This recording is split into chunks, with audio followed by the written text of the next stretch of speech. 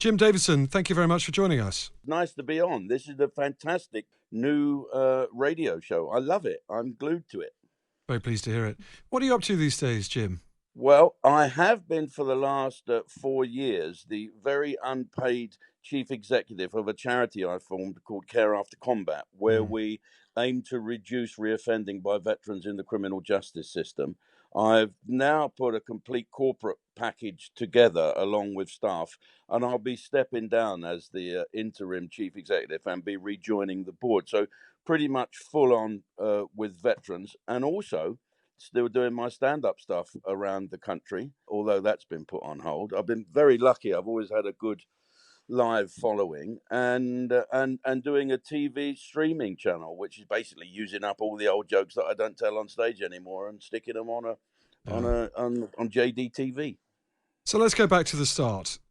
You grew Yes. up in a working class house in the London borough of Charlton. Do you remember politics being discussed much around about the house? I think we were sort of conservative-y for two reasons. Dad was a Glaswegian soldier, and he was based in Woolwich, where he met my mum, who was Irish. And my mum always thought, I don't think she believed in politics, but she also she believed very much that you should make yourself a bit better.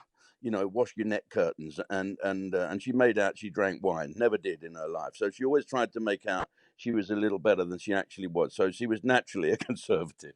Why did she make out she drank wine? Well, because someone said to her once, Emily, do you like wine? And she'd never drank wine. She drank Guinness. And she said, yes. And then someone totally threw her by saying, what type of wine do you drink? And she said, table wine, which is quite, bless her, really. And she sort of had a bit of a fur coat and things. Mm. So she always wanted to be a little bit, she wasn't a snob, but she wanted to do her best for her family. And she did okay. And she was an active conservative, was she? Everyone knew she voted Tory, and she was a Tory, did they? Well, no, not really, until 1976 when I won New Faces. And apparently there were, I think Margaret Thatcher had that you could buy your own council house. Do you remember all that? Mm. And I think Greenwich Council wouldn't let my mum buy it for some reason. So there was a bit of a stink. And in the end, mum spoke to the local Conservative MP, who just did what he would do for anybody. We ended up, my mother and father ended up dying in the house that they owned, which was pretty cool. I bought it for them for about 8,000 quid all those years ago. And I think that did it then. They became conservatives. The Falklands War really convinced my father that Margaret Thatcher was God. This was under the Right to Buy scheme, Thatcher's famous Right to Buy scheme. Yeah. And the first thing my mum did to make it look as if it was now her house and not the council was to put a wagon wheel on the outside of it, which the council wouldn't allow. We couldn't afford to have it pebble dashed and things like you do to show that it's different. So she Mm. hung a wagon wheel on it, and people called it the Ponderosa. Very embarrassing. So, if politics wasn't discussed, Shay Davidson, what was your first political memory? When did you become aware of politics existing? I became aware of politics when I was a van driver for the little yellow vans, national carriers, I think they were, for British Rail. And I had to join a union. And this man who hated me, we were all called into a meeting, and he started calling us all brother, and that there was a protest against the Thatcher government or whatever, and we're all coming out on strike. I didn't like that very much at all. I didn't like the idea of striking, and that was my first ever really glance at politics. That was before Thatcher, though, wasn't it? You were on the stage and on telly during Thatcher's time. That must have been 60s, Yeah, 70s. yeah. Well, I suppose it was about 73, Mm. 70, because I started at 1975. I got famous really quickly.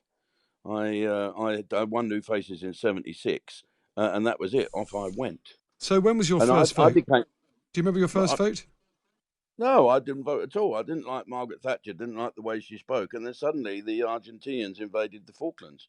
And then Margaret Thatcher sent the task force, so she became a hero overnight and couldn't do a thing wrong. And I ended up getting to know her quite well. I ended up going to sit in her house with her and speak with her once a month, especially after Dennis departed. And in the end, she wasn't too sure who I was. But Yeah. Mark, her man, said, come along anyway, Jim, because you make her laugh. So I used to go and visit her once a month. I quite liked her. I did. I really did like her as a woman. And of course, tough politics is what I enjoyed. I was, I was part of that sort of right-wing conservative mob. When did you become friends with Margaret Thatcher then? That was after she was Prime Minister in her later years? No, well, she was prime minister. I Right. was there was a chap who was an ex-MP who wanted me to raise some money for the Sharon Mm. Allen Leukemia Trust, and in fact become a trustee, which I did. And he introduced me to Margaret Thatcher. Mm. I went to Question Time, and I went backstage or whatever it's called, and met her. And then she came to open a few of our things. And then when I formed the British Forces Foundation, which is now the charity 20 years on that provides entertainment for the troops all over the world, I asked her to become patron, and she did. So I used to go and see her quite a bit, and she'd come to a few do. She was great fun. In the end, I used to sit next to George Robertson, who was a trustee as well, and just sit back. It's like light the blue touch paper and retire to a safe distance. The former Labour Defence Secretary and then NATO Secretary General, of course. Yeah, he was great. He was really good because I used to do impressions of him. This is Secretary of State for Defence George Robertson speaking. And I bumped into him on an aircraft carrier in the Mm. Mediterranean after I'd been doing an impression of him on stage. And a helicopter landed and he got off. The first thing he said to me was, "I've got the latitude and longitude of your house, Jim." Great man. That's a, Very, very good politician. Very astute. that's a good line for a Defence Secretary. Yeah. Previous to the Falklands, you weren't that bothered by any of them then?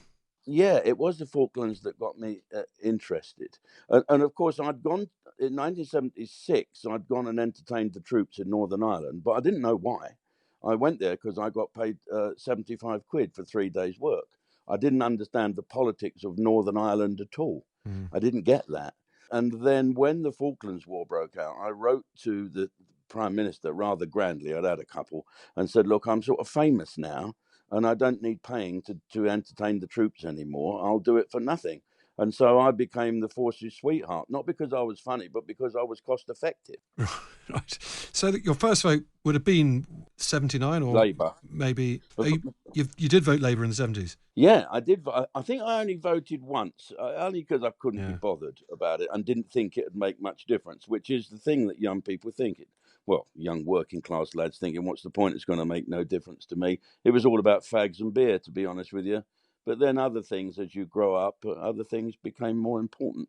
So because in the 1980s, you were going on stage during Conservative Party conference and introducing cabinet ministers. You were the funny man and the warm-up act. So you went from voting Labour to introducing cabinet ministers as the bastion of the Conservative Party in about 10 years.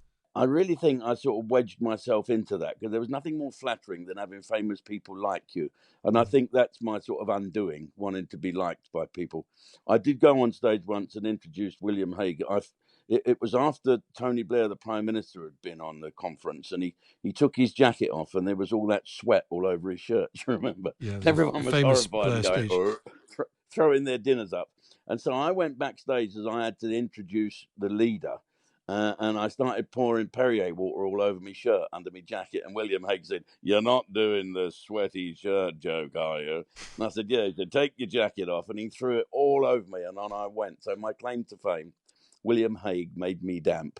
Do you think you've got quite a bit in common with politicians then? Because they rather like being liked and talking in public and having adoring crowds in front of them as well. Is there a similarity between comedians and politicians? Do you know, I was talking about this the other night, actually. I went to a fundraiser with Nigel Adams, who's a great guy and helps raise money for Care After Combat. And he got up and helped me with the auction. And I'd seen how similar we were.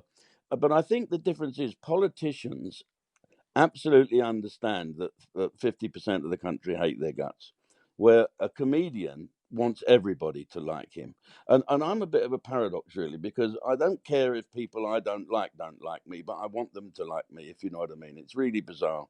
And it take forever to go into it. And I think being a comedian is different to a politician. Yes, you have the ability to speak to lots of people at the drop of a hat and use diction quite well. But being a comedian, you get an instant response. You get lots of people clapping and a standing ovation. Whereas a politician, you know, half your time you're spent taking questions and being disliked. It's not something I'd want to do, and it doesn't pay enough. And I think in 2000, which was the Tory conference you introduced William Hague at, in your Yes. wet shirt. You said to the crowd there, I'm here for a personal reason. I want my country back. I actually wanted not to be part of Europe. I'd like the fact that we could determine our own laws and determine. Being part of Europe was as if we were resigned to the fact we're not big enough to stand on our own. And yes, I took a risk by saying that I want my country back, because immediately someone will leap on it with their alternative narrative. Like a while ago, I said, I'm not going to London anymore. The Mayor Khan has ruined my town. And of course, everyone said, oh, how dare you say that's racist? What I meant was it took me 3 hours to get from Regent's Park to North London. And so one has to be careful what one says, or what, especially me, what I say, because people will say, oh, he's racist. And so wanting your country back was wanting to be Great Britain again. Let the rest of the world know, listen, we're okay. We don't need all you European funny people. Well, let's talk about how attitudes have changed, because you were famed for your humour, and certainly in the 70s and the 80s. Jim, you did make regular jokes about women, black people, your famous chalky white character where you did... He was just chalky. He was never chalky white. Chalky then. Well, Well, he was just chalky, yeah. You did a West Indian accent. You mocked gay still people. Do. It's a sort of a cop-out saying it was all right then. It was all right then for Guy Gibson to have that dog, but it's not all right now. Where does it all end, this trying to erase or trying to alter the past? We're not Doctor Who. We live in the present. It's what's said now. Years ago, yes, I did do West Indian accents, and yes, I still do a West Indian accent in a retrospective look at the way that our country is. There is no West Indian accents anymore. That's why I stopped doing it. There are various other accents you can have a laugh at, and some are accepted and some are not. That's the odd thing about comedy. There's no level playing field. It's okay to talk about Australians, but not about Pakistanis. I don't quite get that at all. Well, I think the thing that certainly people accuse you of is that they found it offensive. And if you were black or if you were gay, they didn't like being mocked and put down in the way that you did. Do you regret the offence you caused them now? No, I've never had anyone come up and say they were offended, apart from someone with the ulterior narrative about the whole thing. Yeah, people come up now and say, oh, yeah, I was really offended by it. Really? Well, sorry, but that kept me on the television for 25 years, allowed me to have 5 wives, paid a fortune, filled the theatres, so it couldn't have been all bad. You've got to go with what the majority want to laugh at, not at the expense of the poor person, but someone's always the butt of the joke. And really, all the people that said they were offended about what I did never saw what I did. It's all about perception. Chalky was a character that everybody was loved. And a TV producer, a high-ranking TV producer, said, look, if you can do these West Indian accents, why don't you make a little character that everybody can love and laugh at? And that's what it was supposed to be. Of course, now, when Ben Elton proved that you could be a stand-up comedian without being funny, all the right-on guys all said, oh, no, we're not doing any of that. I've so many young comedians I've seen die now, absolute die, because they're frightened to have someone as the butt of a joke. You did offend a lot of people at the time. You don't have any regrets, but interesting, you don't use that humour now. Did I offend you during those times when you were writing for The Sun? Did you say, please don't watch this guy, he's racist? I was knee-high to... I was the favourite comedian, wasn't I? Jim, I'm exploring attitudes and how they've changed. Sure. And you've said yourself in the last couple of months during the Black Lives Matter marches that you'll never do a joke about a black person again. No, I won't. I won't even talk to a black person in the audience now. Well, that does seem to suggest that your attitudes have changed as well, or at least you recognise that society's attitudes have changed. The rules have changed. It's not my attitude. I'd love to tell jokes about black people. But now people are saying, oh, you can't do that. No, I don't want to cause trouble. I'll shut up. I'll tell a joke about Welsh people until they get the ump. Where's it going to end? I'll just go on and say hello and good night. So let's just say this. So let's go. I've got a front row full of people and there's a black family in the front row. And I take the mickey out of everybody and I'm going to ignore them. Oh, no. How's that look? Now, are we all the same? Are we all together? Do we all want equality? Does that mean jokes can be shared about things? No, I won't do any jokes about black people anymore. I've made that promise and I won't do it.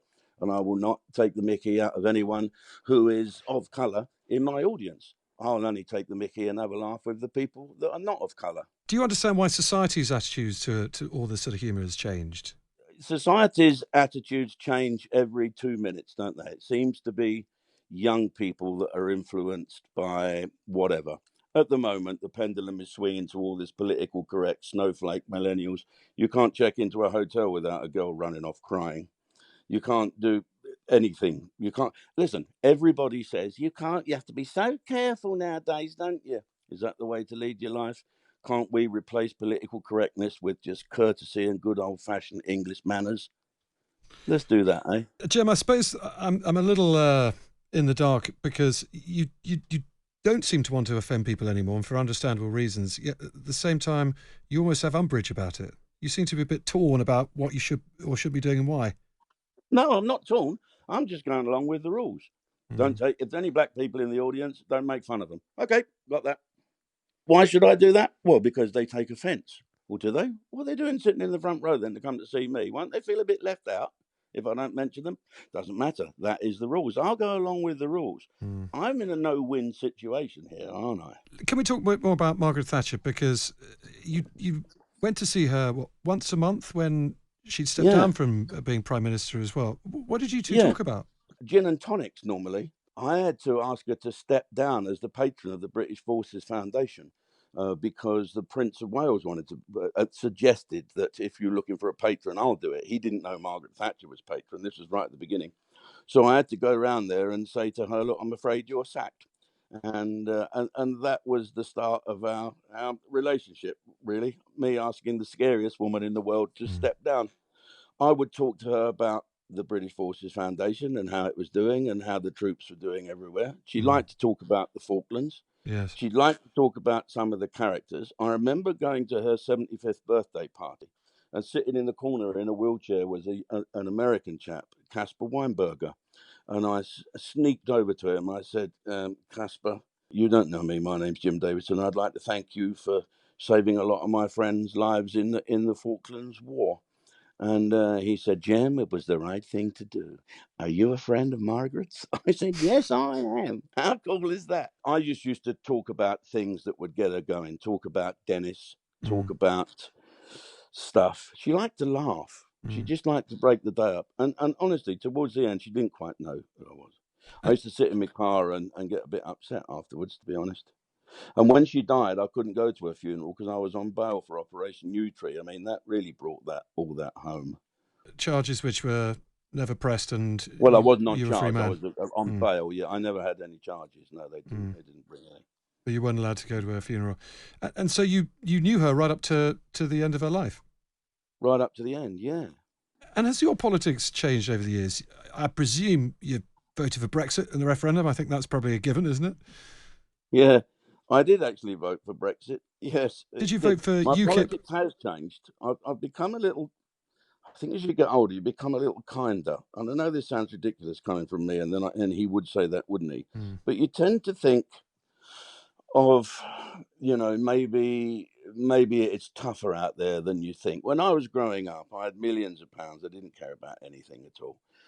Just all about me and what I could get. And now, although it's about me and my family and my country and whatever, there's other things to worry about. I've become more charitable, and also I've become more cynical of government and of ministers and of people that could do much more. And when you know how Parliament works, you know what a greasy pole it really is and how difficult it is, and how MPs and ministers on all sides don't answer their letters, and you speak to their assistants who are 12 years of age.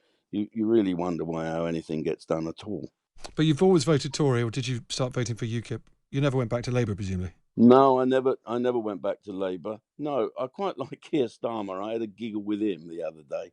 I grabbed him in Portcullis House because he was in charge of the public prosecution service with HMS Yew Tree. And so I went up and grabbed him from behind. I said, "That's sexual assault, you know." And we had a bit of a giggle. I know it's a terrible thing to laugh about, but it's that gallows sense of humour. I quite liked him. Let me just get this right. You grabbed Keir Starmer from behind in Portcullis House? Yes, not on the behind. I grabbed him from behind and gave him a hug. Let's get that absolutely right now. This is the first time you met him? It was the first time I met him. Yeah, he was quite taken aback. We had a good chat. I think he's very good. I didn't like Corbyn at all. I thought that was a joke. I just thought the world's gone mad. I will vote for, I think, what what is best for our country and me. And so that at the moment, that is voting Conservative. You voted for Boris in 2019? Yeah, I like Boris. I don't know him very well. He sort of nods at me and he mumbles a bit, doesn't he? But I quite like him. And there's some stars there. Rishi is a bit of a star, and the public like him. And in the polls, they're saying maybe he'd be a great prime minister. Well, let's see when the pendulum swings back the other way, when instead of giving money away, he's asking for it back. That's the test, isn't it? So your newfound friendship with Keir Starmer, could that possibly mean you might end up voting for him in the next election as well? I could vote for him. I'm going to vote for whoever I think is best for the country. I think Keir Starmer is very measured. He's a very bright, clever guy, and I think that's the type of opposition we want. We want to hold the government to account, not try and trip them up, not say you should have done that, you should have done this. Hold the government to account and work with the government. That's what good opposition is. Hi, Jim. Hello. Hello. So what I wasn't expecting to hear from you today is to say that you like Keir Starmer, that George Robertson was a good bloke. Are there other Labour politicians that you admire throughout history or current? Yeah, I've got some great stories. George Galloway. I like George a lot. I do. I think I bumped into him in Iraq. I'm not sure. When I was in Iraq, just after when the war finished, so we all took the tin hats off, and I was walking through Basra, and everybody started cheering me and clapping me and patting me on the back. I thought, surely they've not seen Big Break in Baghdad. And they said to me, "Thank you, Mr. Blair, for what you have done for our country." And I said, "No, I know I'm not Tony Blair. Honest, I'm not." And then I thought I just went along with it in the end. So he said, "Thank you, Mr. Blair." "Oh, it's quite all right, thank you. Sherry sends her love." And I wrote to him and told him, and then we had a bit of time corresponding to one another. And I've still got the letters here, handwritten from Tony Blair when he was Prime Minister, pointing out of the thousands and thousands of graves that they'd found in Iraq. And he was convinced, in my mind, that there were weapons of mass destruction and we'll find them soon. I always stand by Tony Blair with that his conviction was sound. I don't think he lied about it like people did. And that sounds strange coming from me. There's some great Labour politicians. I remember being on the Generation Game and someone wanted to meet Skinner, old Skinner. And I wrote to him and he phoned me. And he said, "I'm not going on the Generation Game, Jim. That's moonlighting. My job is an MP, and that's what I do. So I'm not doing it like them others." And he said, "Are you still are you still voting Tory?" And I said, "Yeah." He said, "Come and work with us and we'll give you an OBE." I said, "I'll stay with the Conservatives. They give me cash." And that was a bit of banter. I thought he was a great MP. There's some great Labour MPs. Okay. I like that girl from Birmingham. She's a bit scary, isn't she? I think Jess she's Phillips. Yeah. I've sort of messaged her a couple of times and didn't get an answer back because probably all about perception, isn't it? But I think she's very good. Oh, interesting. Andy Burnham's another pal, great bloke. Okay. And Dan Jarvis. Right. Okay. I'm going to have to ask you to stop listing them. I didn't realise it was going to be so extensive. That's very interesting. But is it right? I read that, or Rosanna Allen Khan tweeted that you had blocked her on Twitter when she asked Matt Hancock to watch his tone in the Commons. Yeah, I go through this probably having a drink too many and deciding to block people I don't like. Yeah, I probably did do that. You're going to unblock her? No, I don't do Twitter anymore. It's ridiculous. It's like people running up and writing rude words on a blackboard and running off on it. I'll remember that the next time I have to go on it. Jim, we're coming to the end. We're coming to the point that I have to try and pin you down. We do this every time. I have to try and work out precisely who you are, having listened to what's a pretty interesting and tumultuous 30, 40, 50 years in your politics. Can I have a go at pinning you down as a patriotic, slightly unreconstructed Tory, but who is open to persuasion? Yeah, I think that's very good. It all depends what you want to persuade me to do. Perhaps have dinner at Boysdale's, yes, but voting Labour might be a bridge too far. Jim, thank you very much for joining us today. It's been a really interesting conversation. Thank you, brother. It's been great talking to you. All the best.